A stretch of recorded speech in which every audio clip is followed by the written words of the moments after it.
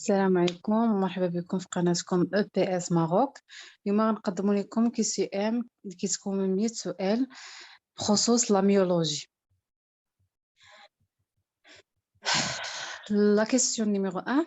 En anatomie, le couturier est A. Un muscle qui mobilise seulement la hanche et le pied. B. Un muscle qui mobilise seulement le genou. C. Un muscle qui mobilise seulement la hanche. D. Un muscle qui mobilise seulement la hanche et le genou.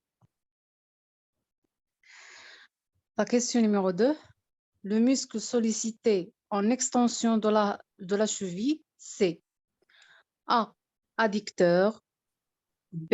Jumeau solaire. C. Psoas iliaque. D. Biceps. La troisième question.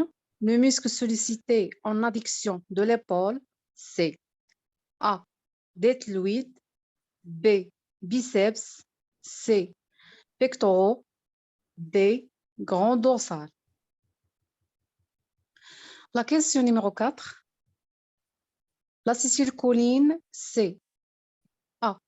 Une enzyme détruite rapidement dans la phase synaptique, nerve, muscle. Nerf. B. Un neurotransmetteur des synapses chimiques. C. Un régulateur thermodynamique. D. Une hormone.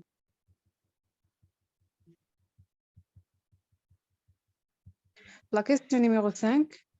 Ce qui rend le muscle plus efficace dans sa contraction, c'est A. Sa contractilité, son élasticité, son excitabilité. B.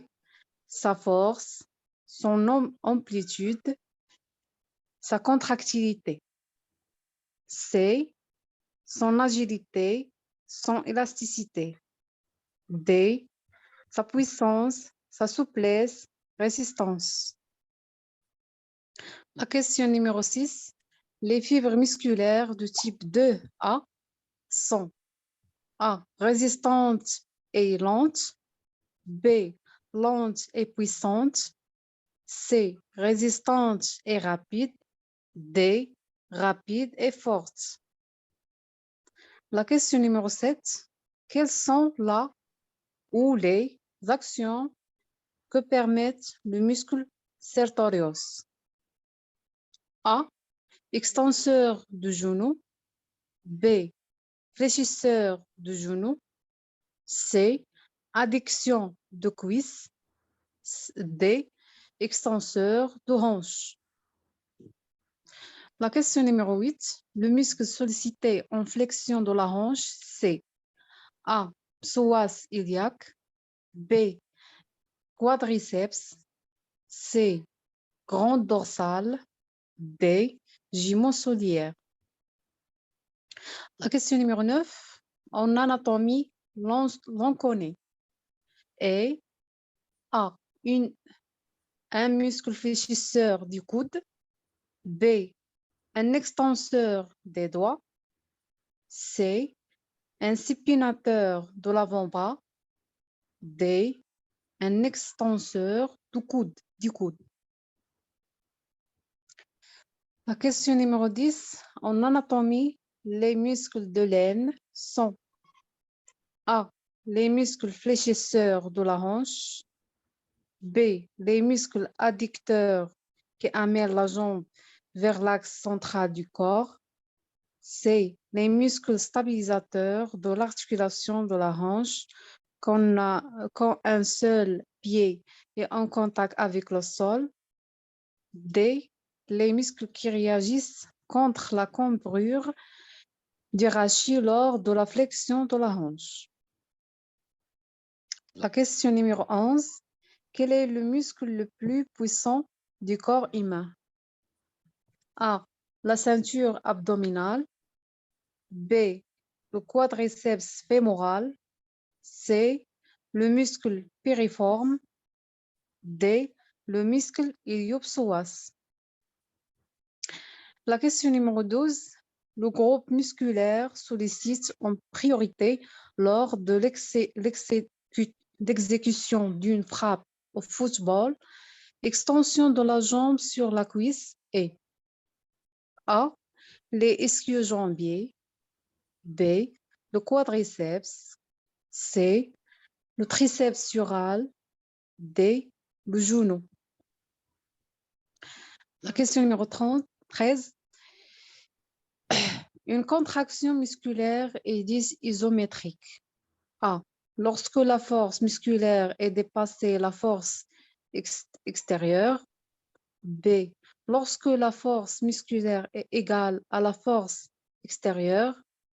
C. Lorsque la force extérieure dépasse la force musculaire. D. Lorsque la force extérieure est très faible. La question numéro 14. L'inclinaison ou la déviation radiale de la main dessine A. L'inclinaison de la main vers le haut. B.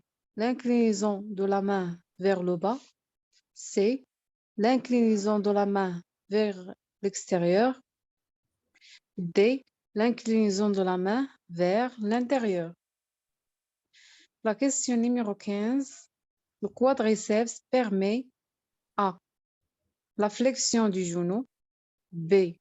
L'extension du genou. C. L'abduction du genou. D. L'adduction du genou. La question numéro 16. Un muscle est excitable si A. Il exprime le rapport de le travail exécuté et le temps. B. Il répond de façon spécifique à la stimulation. C. Il y a la possibilité de se raccourcir et de s'allonger. D. Il se laisse déformer sous l'effet d'une force et répond son état initial. La question numéro 17. Si le psoas iliaque est le principal fléchisseur de la hanche. A. C'est son antagoniste, le gros fessier qui en est l'extenseur. B. C'est son antagoniste, le moyen fessier qui en est l'extenseur. C. C'est son antagoniste, le petit fessier qui en est l'extenseur. D. C'est son antagoniste, le grand fessier qui en est l'extenseur. La question numéro 18. Pour former une équipe parfaite, je suis jumelé au quadriceps. Qui suis-je? A. L'ischio-jambier. B. Le psoas iliaque. C. Le jambier antérieur. D. Le jumeau soliaire.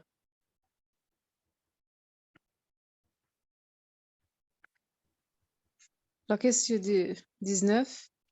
Lors l'épaule jeter les muscles stabilisateurs du tronc sont surtout A. Les muscles obliques internes et le grand pectoral. B. Les trapèzes et les grands rangs. C. Le deltoïde antérieur et les érecteurs du rachis. D. Les muscles obliques externes et internes et le muscle de l'abdomen. La question numéro 20. L'échauffement actif produit A. Une augmentation de la viscosité musculaire favorisant la contraction. B. Une orientation du flux sanguin vers les régions sollicitées.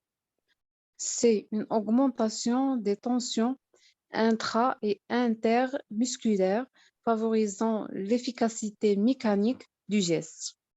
D. Une diminution de la consommation du CO2. La question 21. Les performances dans les courses de sprint reposent sur la prédominance des A. Les fibres rouges. B. Les fibres blanches. C. les fibres intermédiaires. D, les fibres mixtes. La question 22. En anatomie, l'angulaire est A, un rotateur interne du scapula, B, un élévateur du scapula, C, un rotateur externe du scapula, D, un stabilisateur du scapula. La question numéro 23. En anatomie, le coracobrachial est A, un balanceur avant du bras, B, un balanceur arrière du bras, C, un rotateur interne du bras, D, un rotateur externe du bras. La question numéro 24. Les muscles de la coiffe des rotateurs A sont au nombre de 3 et font partie des muscles coapteurs de l'épaule. B, le petit rond est innervé par un nerf qui lui est propre, le nerf du petit rond. C, le bord inférieur du petit rond est en rapport avec l'artère et le nerf axillaire passant dans l'espace axillaire latéral.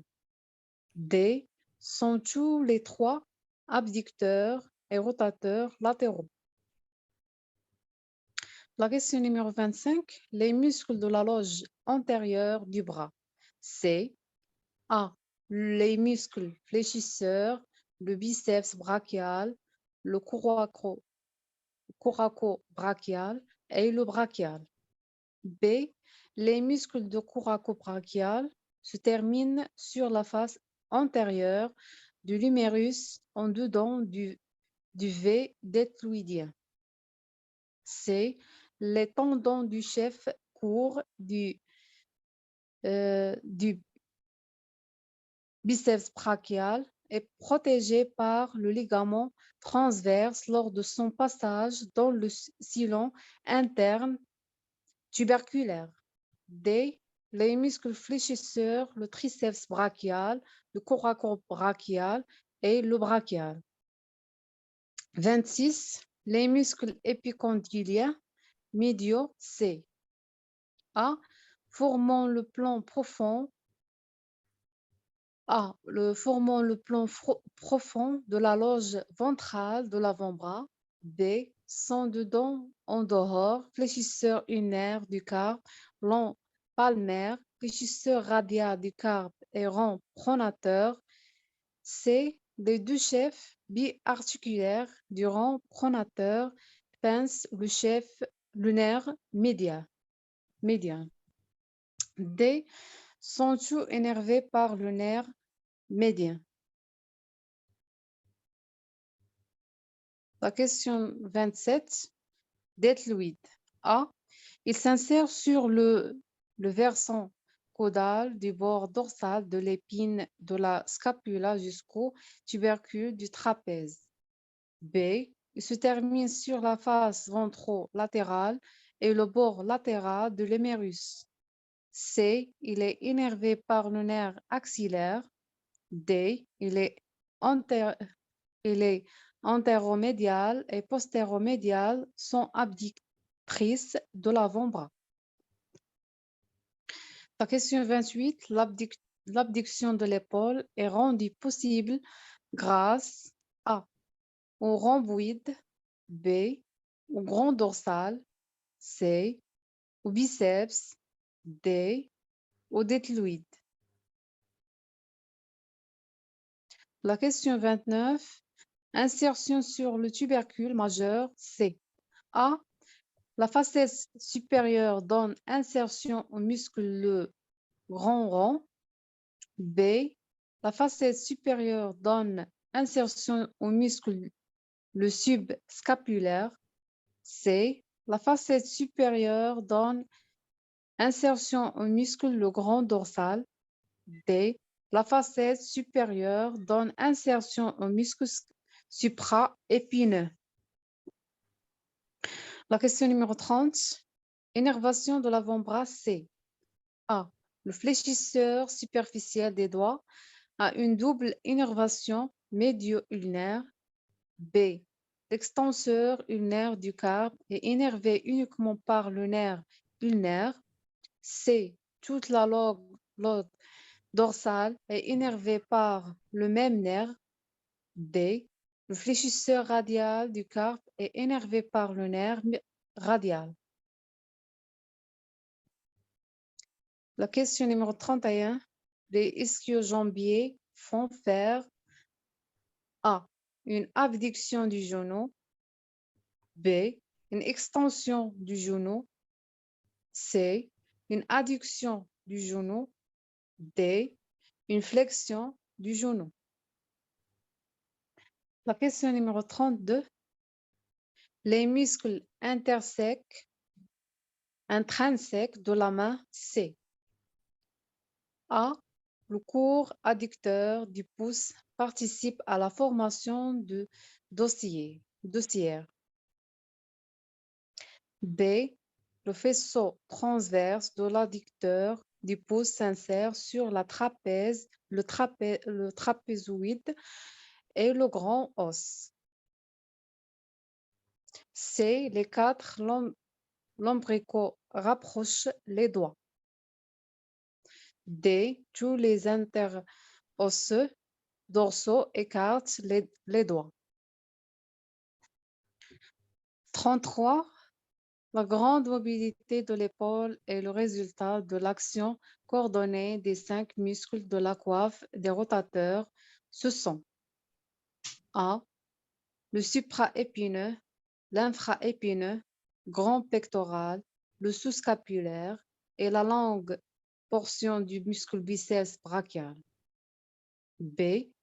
Le supraépineux, trapèze, le petit rond, le sous-scapulaire et la longue portion du muscle biceps brachial. C. Le triceps brachial, l'infraépineux, le grand rond, le sous-scapulaire et la longue portion du muscle biceps brachial. D. Le supraépineux, l'infraépineux, le petit rond, le sous-scapulaire et la longue portion du muscle biceps brachial. La question numéro 34. Il permet l'élévation du bras vers l'avant C. A. Le deltoïde moyen. B. Le deltoïde postérieur. C. Le deltoïde antérieur. D. Le biceps brachial et le triceps brachial.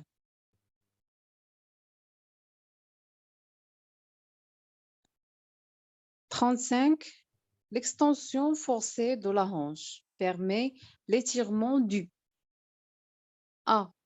Le grand adducteur et de la pectinée. B. Demi-tendineux et du droit interne. C. Quadriceps et du psoas iliaque. D. Demi-membraneux et du long biceps. 36. Le muscle psoas A est énervé par des branches du plexus sacré. B. S'insère par l'intermédiaire d'un tendon sur le grand trochanter. C. Passe au-dessous du ligament inguinal dans la lacune musculaire. D. A son origine sur la face latérale des vertèbres de T12 à L5. 37. Extension de l'épaule. A. Deltoïde. B. Biceps. C. Triceps. D. Rhomboïde. 38. C'est un muscle biarticulaire qui est constitué d'un chef long et d'un chef court. C'est A. Le biceps fémoral. B. Le biceps brachial. C. Le fléchisseur du genou. D. Le triceps sural.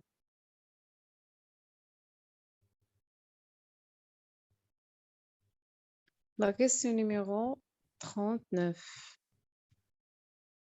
Le muscle qui sert au mouvement de pronation, c'est aussi un fléchisseur du coude. A. C'est le muscle rond pronateur. B. C'est le muscle court pronateur. C. C'est le muscle rond supinateur. D. C'est le muscle court supinateur. 40. Le droit antérieur est un muscle A. Neutre. B. Monoarticulaire. C. Triarticulaire.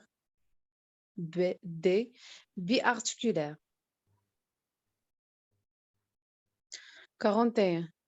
L'avant-bras est composé de deux os, le radius et l'ulna. Une vingtaine de muscles s'agencent autour de cet axe et sont répartis à travers trois parties distinctes. A. La loge externe qui regroupe les muscles fléchisseurs et pronateurs. La loge postérieure qui regroupe les muscles extenseurs. La loge antérieure comprise entre les deux loges précédentes qui regroupe les muscles extenseurs et supinateurs. B. La loge postérieure qui regroupe les muscles fléchisseurs et pronateurs. La loge antérieure qui regroupe les muscles extenseurs. La loge externe comprise entre les deux loges précédentes qui regroupe les muscles extenseurs et supinateurs. C. La loge antérieure qui regroupe les muscles fléchisseurs et pronateurs. La loge postérieure qui regroupe les muscles extenseurs. La loge externe comprise entre les deux loges précédentes qui regroupe les muscles extenseurs et supinateurs. D. La loge interne qui regroupe les muscles fléchisseurs et pronateurs. La loge antérieure qui regroupe les muscles extenseurs. La loge externe comprise entre les deux loges précédentes qui regroupent les muscles extenseurs et supinateurs. 42. La sollicitation du grand dorsal est possible lorsque A. L'épaule fait une extension. B. L'épaule fait une flexion. C. L'épaule fait une abduction. D. L'épaule fait une adduction. 43. L'abducteur du petit doigt, écartement du cinquième doigt de l'axe de la main. C. A. Le muscle court fléchisseur du petit doigt. B. Le muscle opposant du petit doigt. C. Le muscle court palmaire. D. Le muscle abducteur du petit doigt. 44. Le muscle supinateur, appelé aussi muscle court supinateur, est un muscle de la loge externe de l'avant-bras. Il se divise en deux faisceaux. A. Un faisceau antérieur et un faisceau profond. B. Un faisceau profond et un faisceau postérieur. C. Un faisceau superficiel et un faisceau profond. D. Un faisceau postérieur et un faisceau antérieur. 45. En anatomie, le pectiné est A. Un muscle qui mobilise seulement le genou et le pied. B. Un muscle qui mobilise seulement la hanche et le genou. C. Un muscle qui mobilise seulement la hanche. D. Un muscle qui mobilise seulement le genou.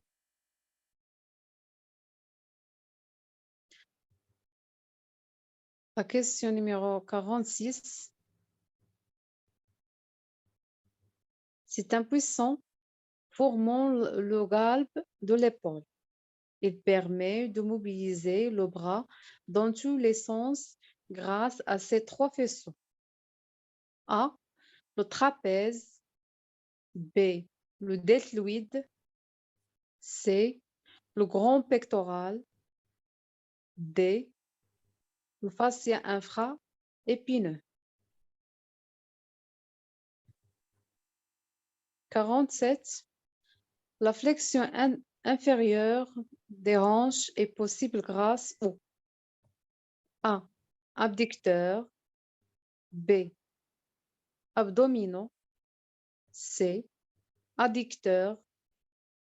D, psoas et iliaque. 48. Ce muscle est le plus antérieur des adducteurs de la hanche. A, la ceinture abdominale. B, le muscle grand fessier. C, le quadriceps fémoral. D, muscle grand adducteur.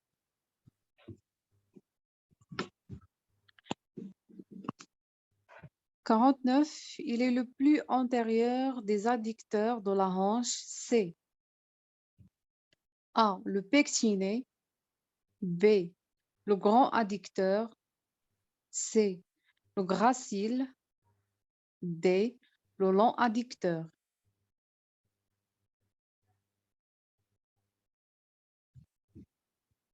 La question numéro 50. Le muscle responsable de la flexion de l'épaule, c'est A, les pectoraux. B, le biceps. C, le triceps. D, le deltoïde.